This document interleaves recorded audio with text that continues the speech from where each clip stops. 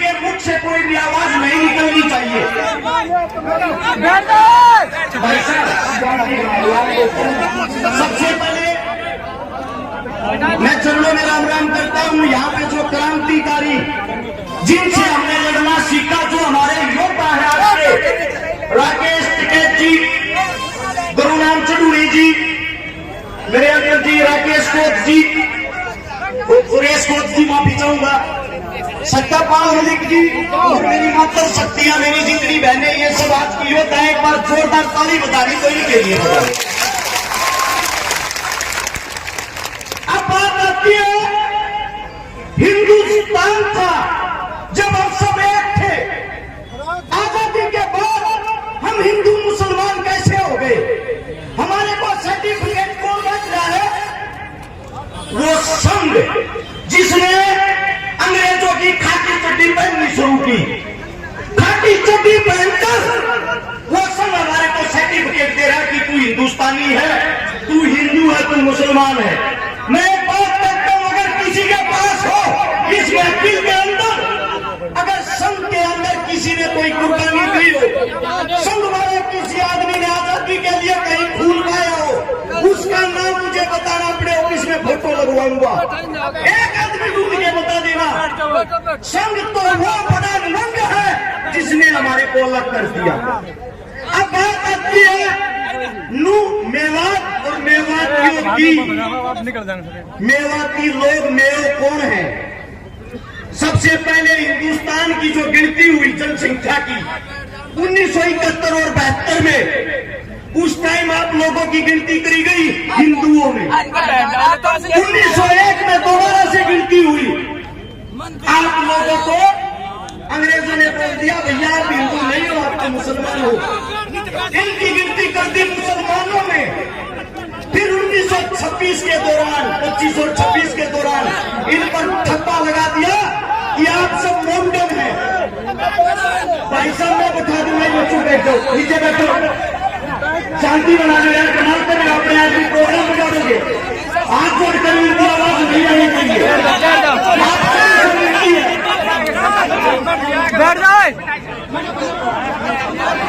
आप सभी साथियों को इतना कहूंगा, आप लोगों को ठप्पा लगा के बता दिया कि आप मुसलमान हो।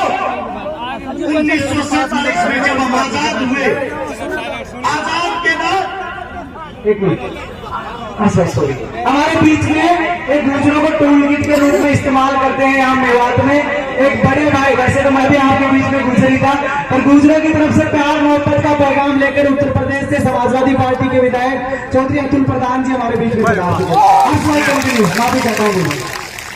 प्रधान जी का स्वागत है। वापिस आते हैं मुद्दे पे। 1947 में हमें आजादी मिली। यहाँ से मिट्टी खोद के देख लेना, इस मिट्टी के अंदर हिंदू, मुसलमान, सिख, ईसाई सबका रक्त मिलेगा इस आजादी के लिए। लेकिन उसके बाद ऐसी क्या बात आई कि हिंदू और मुसलमान हमेशा के लिए एक दूसरे के दुश्मन हो गए। जवाहरलाल नेहरू और मोहम्मद अली जिन्ना, दोनों को राजनीति का कीड़ा था, दोनों को प्रधानमंत्री बनना था। जिन्ना को बोले अपने मोमडन मुसलमान एक तरफ ले जा और नया पाकिस्तान बना ले, तेरे को प्रधानमंत्री बनना, तू वहां बन जा। और जवाहरलाल बोला मैं हिंदुओं पर राजनीति करूंगा, इनका प्रधानमंत्री मैं बनूंगा। दो देश अलग हुए सिर्फ राजनीति के लिए। जब राजनीति के लिए दो देश अलग हुए, हिंदू मुसलमानों में इन लोगों ने, इनकी तुच्छी राजनीति ने मारकाट मचवा दी। उस मारकाट के अंदर मेवात का भी नंबर आता है। जब मेवात का नंबर आया, मेवातियों को बोला गया हिंदुस्तान को खाली करो, यह आप लोगों का देश नहीं है, पाकिस्तान चले जाओ। दिल्ली से रेल के अंदर बैठाते थे, आप लोगों को पाकिस्तान भेज देते थे। उस वक्त मेवातियों ने कहा हमारा हिंदुस्तान है, हिंदुस्तान किसी के बाप का नहीं, हम रहेंगे हिंदुस्तान में। और अगर पाकिस्तान लेके जाना तो हमारी लाश को लेके जा सकते हो, जिंदा मेवाती को नहीं। इस बात का पता लगता है कि मेवातियों ने जिद पकड़ ली। देश के सबसे बड़े नेता उस वक्त के बापू गांधी को बुलाया गया कि यही मना सकता है इन लोगों को और कोई नहीं। ये हकीले हैं, ये जिस चीज पर अड़ जाते हैं जान दे देते हैं, वापिस वापिस नहीं हटते। आपके मेवात लू के अंदर घासेरा गांव है, वहां पे बापू गांधी जी आए। गांधी ने आप लोगों को मनाया, तुम्हारे को अच्छी सुविधा दिलवाऊंगा, अच्छी फैसिलिटी दिलवाऊंगा, आप लोग यहां से पाकिस्तान चले जाओ, वापिस आ जाओगे शांति होने के बाद। ये गांधी के शब्द थे। उसी वक्त एक मेवाती बुजुर्ग ने खड़ा होकर कहा, गांधी जी हमारे को हमारे देश के अंदर मिट्टी दे दो, मिट्टी नसीब करवा दो, वो काफी है, हम देश को छोड़ के नहीं जाएंगे। ये बात सुनने के बाद गांधी ने ऐलान किया, मेवाती हिंदुस्तान की रीढ़ की हड्डी है और मेवाती यही रहेगा। अब बात आती है, आप लोग पिछड़ क्यों रहे हो? मेवात की खबर पढ़ के देखते हो कभी? हमारी साइड जो अखबार आता है, टीवी आता है, उसमें दिखाया जाता है मेवात मिनी पाकिस्तान है। मेवात के अंदर तो बलात्कार होते हैं, मेवात के अंदर आदमियों को काटा जाता है। हमारी नई यूथ युवा पीढ़ी उस अखबार को पढ़ती है, कच्चेदारियों की बातें सच मान के उस पर अमल करती है। उनको यह दिखाई नहीं देता इस देश को जो हाल में चला रहा है, सरकार चलाने वाला जिसका नाम है नरेंद्र मोदी, भारत देश का प्रधानमंत्री, जिसकी जो जाति की अगर बात आती है, जिस जाति में उसने जन्म लिया, मैं मोदी साहब से पूछना चाहता हूं, मोदी साहब आप खुल के सबके सामने क्यों नहीं बताते आपकी जाति क्या है? आपने किस जाति में जन्म लिया है? तेली जाति में। और तेली जाति 1947 से पहले मुसलमानों के अंदर आती थी, 47 के बाद उन्होंने हिंदू धर्म में कन्वर्ट किया। अरे आप देश के मुस्लिम परिवार में पैदा होकर या हिंदू मुसलमान करवा कर हमारे को मरवाना चाहते हो।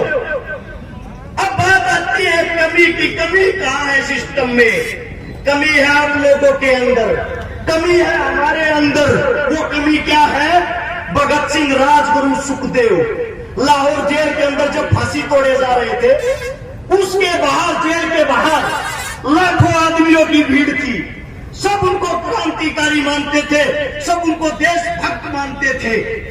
वे लाखों आदमी बाहर चिल्ला रहे थे, इंकलाब जिंदाबाद, भगत सिंह जिंदाबाद। लेकिन एक भी आदमी के अंदर इंसानियत नहीं थी।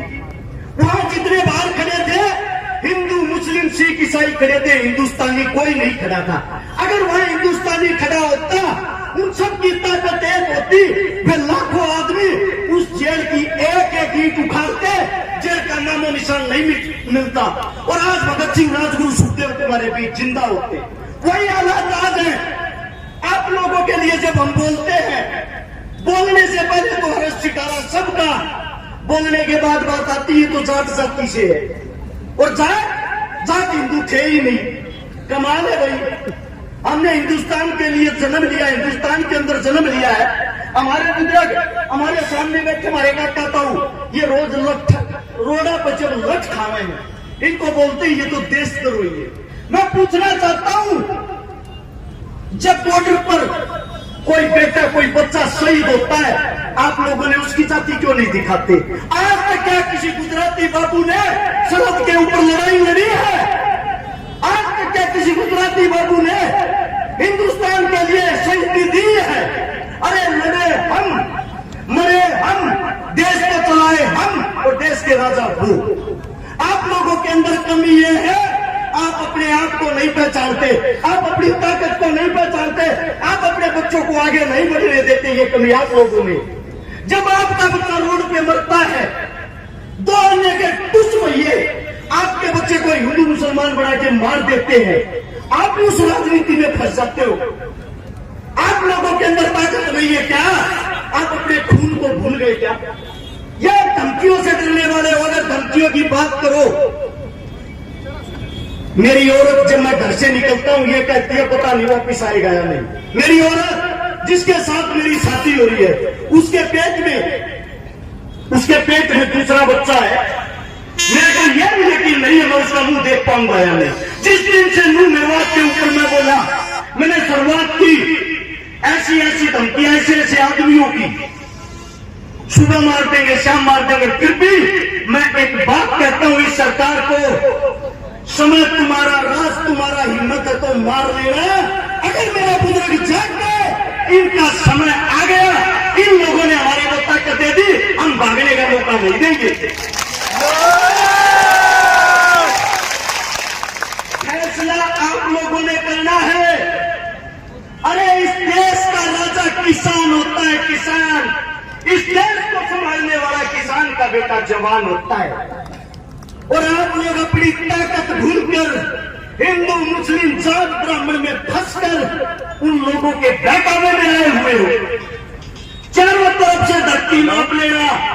हर 7 किलोमीटर पर एक मंदिर मिलेगा, हर 12 किलोमीटर पर एक मस्जिद मिलेगी, हर 5 किलोमीटर पर पीर बाबा मिलेगा।